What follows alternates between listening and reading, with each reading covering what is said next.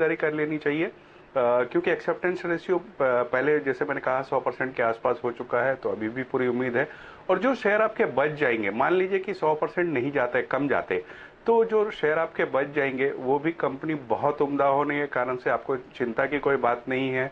Number इस बार थोड़े दबाव में आए थे, बट एट्रिशन रेट भी थोड़ा हाई था, लेकिन आगे आने वाले दिनों में मुझे लगता है कि लॉन्ग टर्म के लिए स्टॉक तो ऑलवेज अच्छा है ही।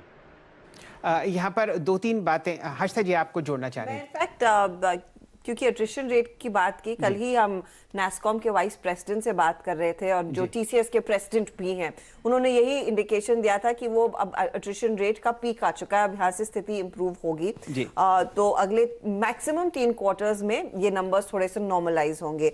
साथ ही इस समय ये तमाम कंपनियां जो नई टेक्नोलॉजी है उस पर बेट करी, तो हम जानते हैं कि डिजिटल में बिजनेस सभी का ग्रो हो रहा है, आजकल कंपनी उसी पर ज्यादा फोकस कर रही है।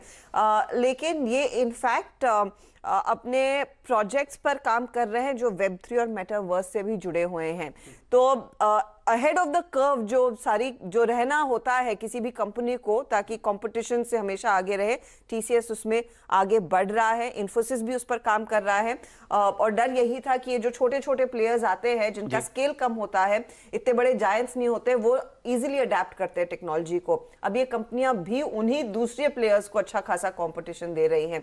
शायद इसी वजह से हर क्वार्टर में जो भी नेगेटिव्स हो उसको नजरअंदाज करके अभी भी जानकारों के लिए प्रेफर्ड पिक है। जी ध्यान दीजिए, टीसीएस में जो हम लोगों ने इससे पहले बायबैक्स ट्रैक किए हैं, वहां पर जिन शेयर होल्डर्स ने शेयर टेंडर किए उन्होंने रिटर्न्स बनाए, अच्छे रिटर्न्स बनाए। इस बायबैक में अगर आप 3800 रुपये पर खरीदते हैं और 4500 रुपये पर एक्सेप्ट होता है, तो आपका कुछ ही दिनों में रिटर्न 18% होगा।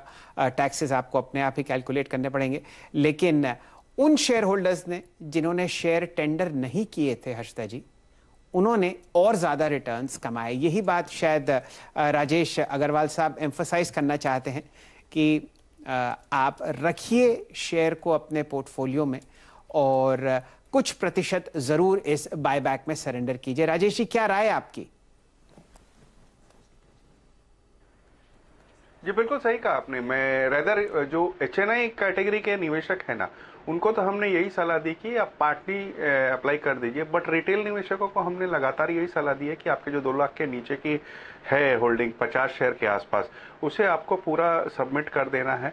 और हमारी उम्मीद है कि जैसे पिछले बायबैक्स में जो प्रेसिडेंट बना हुआ है 100% एक्सेप्टेंस का, तो वहां तक नहीं भी होता है तो 70-80% तो हो ही जाएगा। और उसके बाद अगर आपके 20% माने 50 शेयर में 20% आपके 10 शेयर बचते भी है, तो उसमें नुकसान होने के चांसेस बहुत कम है। तो प्रतिशत के दर पर अगर डीमैट में 50 शेयर हो तो कितने सरेंडर करने चाहिए राजेश जी?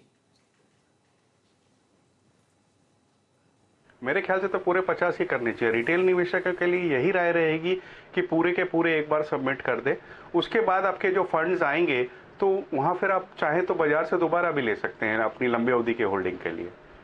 ये राय फिलहाल टीसीएस के बायबैक पर। ध्यान दीजिए, राजेश जी के अनुसार आज ही सबसे प्रैक्टिकल दिन होगा अगर आप बायबैक में हिस्सा लेना चाहते हैं बाजार से खरीदने का। और ये फरवरी 23 की बायबैक डेट यहाँ पर फिक्स की गई है, तो कुछ समय इस शेयर को आपके डीमैट में भी आने में लगेगा। हर्षदा जी। अब जी हाँ, यहाँ पर एक बड़ी अपॉर्चुनिटी और 2 लाख की वैल्यू के शेयर याद रखिएगा, अगर आप के पास है तो आप वो रिटेल कैटेगरी में इस समय पार्टिसिपेट कर सकते हैं। चलिए, मार्केट बंद होने से पहले कुछ स्टॉक स्क्रीन पर लेकर आते हैं। अमित सेठ से भी पूछ लेते हैं कि इस समय उनके पास कोई ट्रेड है या नहीं। अमित, वैसे मार्केट तो है ठंडा, लेकिन कोई इंडिविजुअल स्टॉक आपने ट्रैक किया हो जिसमें आज अपॉर्चुनिटी है, सोमवार के लिए कैरी कर सकते हैं? हर्षिता मैम, मैंने एक शॉर्ट ट्रेड स्पॉट किया है। स्टॉक का नाम है डाबर। डाबर में आप देख रहे हैं continuously lower highs lower bottoms बन रहे हैं। स्टॉक ने एग्जैक्टली जाके 20 और 50-200 डे एक्सपोनेंशियल मूविंग एवरेज पे जाके रेजिस्टेंस लिया और स्टॉक अपने सारे क्रूशियल मूविंग एवरेजेस के नीचे ट्रेड कर रहा है। करंटली डाबर का प्राइस है 548 का। शॉर्ट करने की सलाह है। टारगेट रहेगा 538 का और मेरा स्टॉप लॉस रहेगा 554 का। अब 3:13 हो चुके